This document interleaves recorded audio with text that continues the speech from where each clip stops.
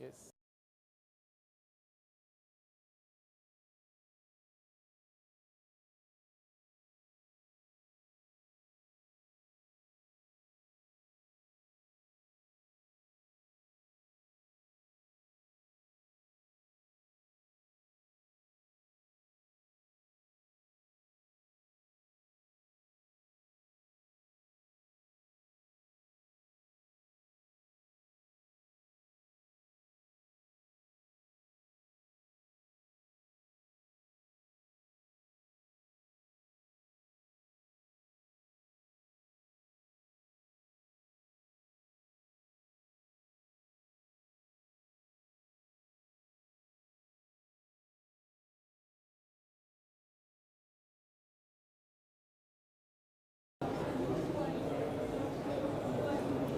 Is it live streaming ولا recording? Live streaming. بس حضرتك خطوه شمال صغيره جدا.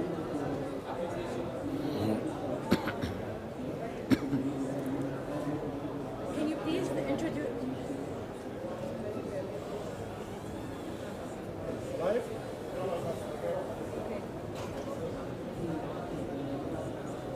Please introduce yourself, title, and your company.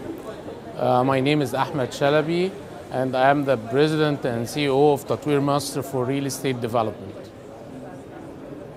Okay. How do you see COP27 influencing the private sector in Egypt? I think COP27 is an important moment for all of us in Egypt.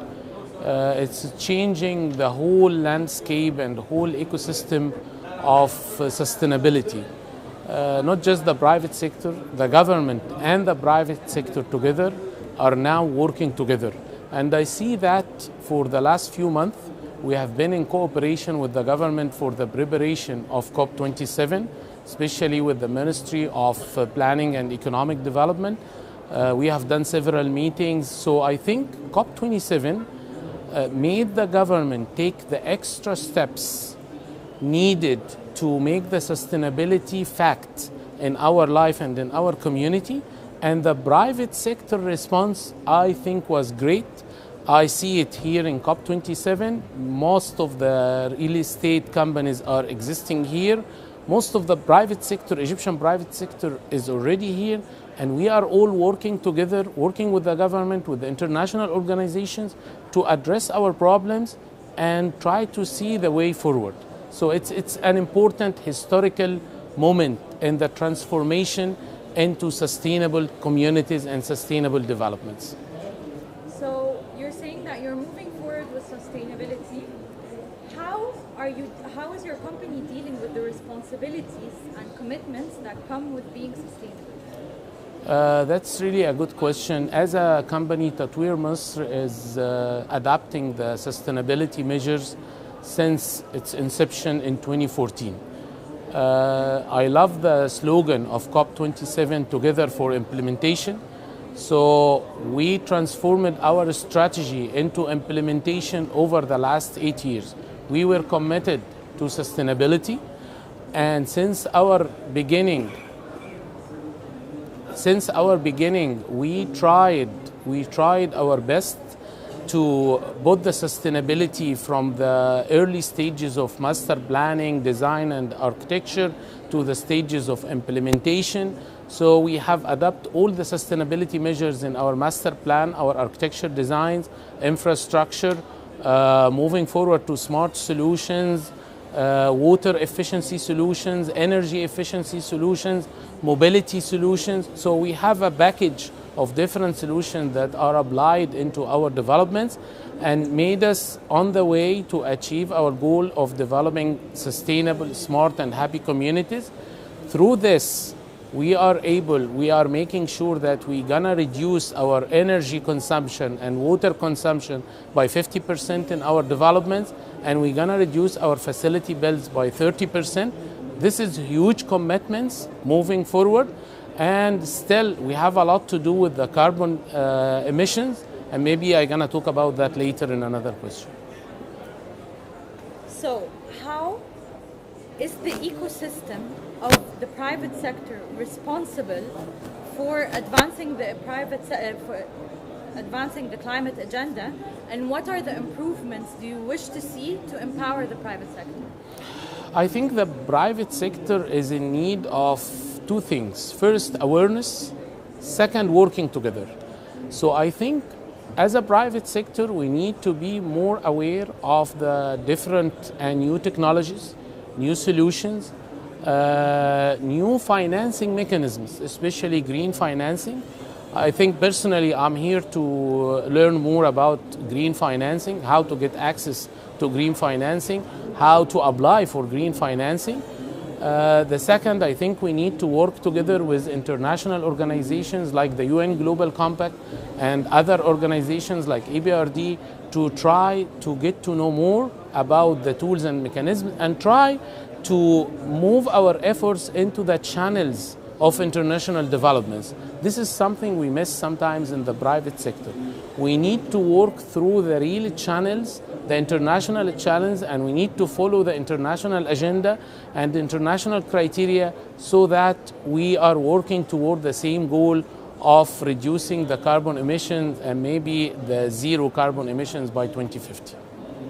So speaking of your carbon footprint and reducing it, what are your main company's projects to reduce your carbon footprint, and how are you mitigating that given the local context? That's really an important question, and this is one of the things we learned from the preparation for COP27. A year ago, we decided that we're gonna take part in the COP27. At that time, we didn't know what we're gonna do, but we decided we're gonna do something with the COP27 because, as I said, we are conscious of the challenges that are happening in the world right now and facing the world right now, whether the world in general or our region in specific.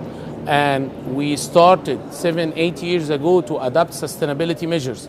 So we need to be ready for COP27. Doing that, we decided to do a carbon accounting report regarding our company offices and regarding our flagship development, El Monte Galala. And we did that.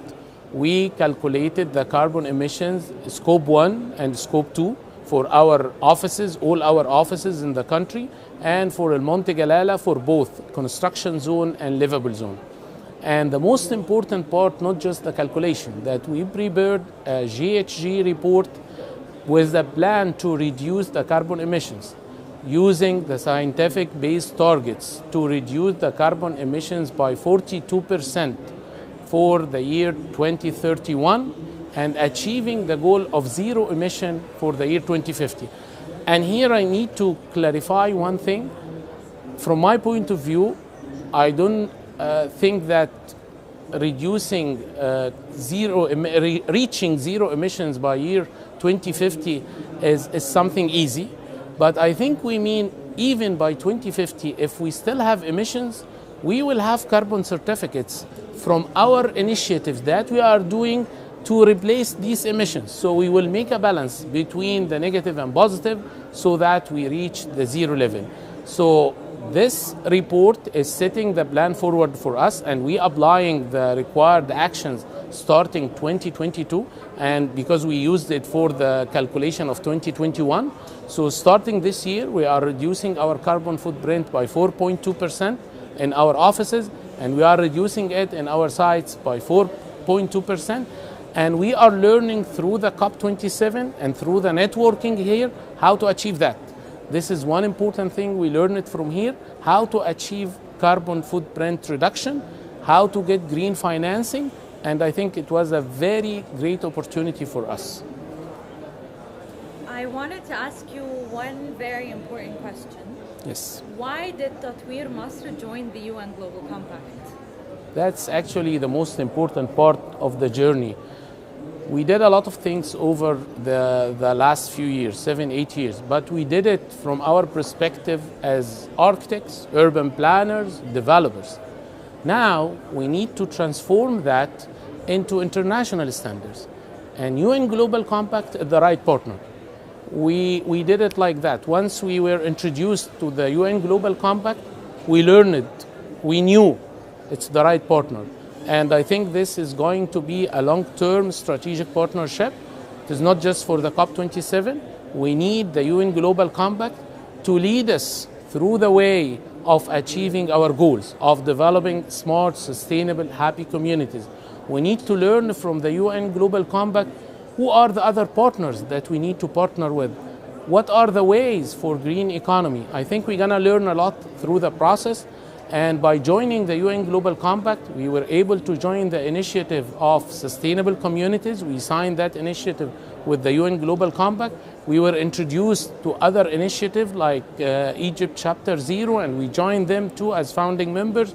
So I think we're going to have a lot. We were introduced to the Africa Business Leader Coalition, and we'd love to join it next year, inshallah. So there are many things to be done between us and the UN Global Compact.